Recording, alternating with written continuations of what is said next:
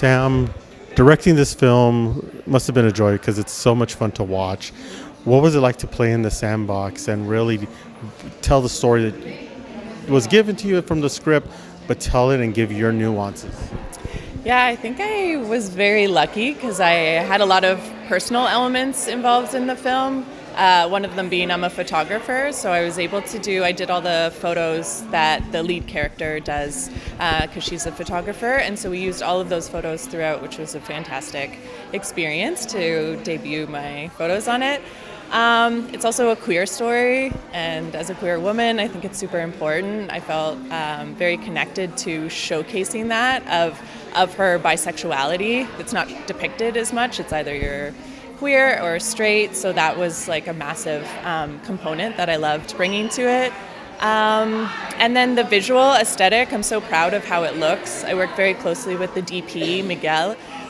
He is phenomenal. Shooting this in Mexico was the treat. I fell in love with the crews there. They just worked so hard. The production value was like way bigger than I expected, and they did it so graciously. And that was one of my favorite parts. And when watching the movie, I don't know why a photographer in a situation like that seems to work so well, and it works really well in this movie. For a lot of the scenes, they seemed very intense.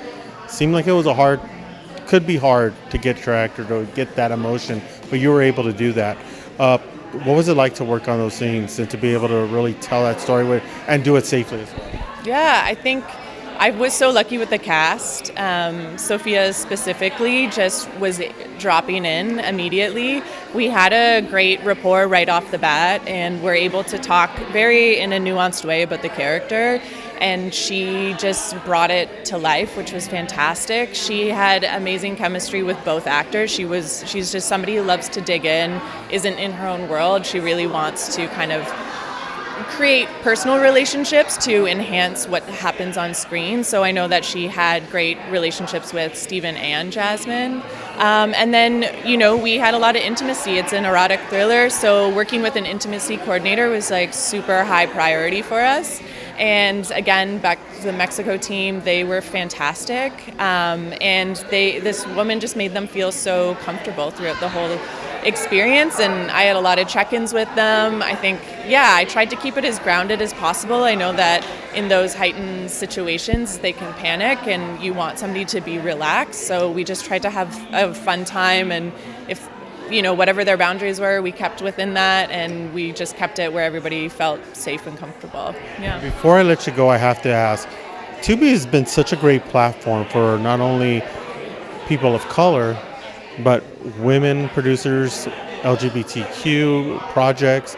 They've been so open to it. What was it like to have your film and being picked up and now being seen today on Tubi?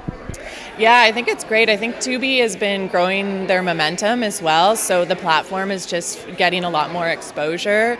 They have kind of bigger titles on there, so that's just been great to have a film debuting where there's a lot more eyes on it.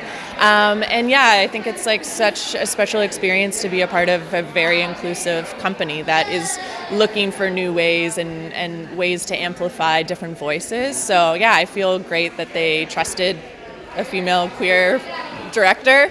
I wasn't thinking about much going into it, but in the after effects, I think, it's a really cool experience.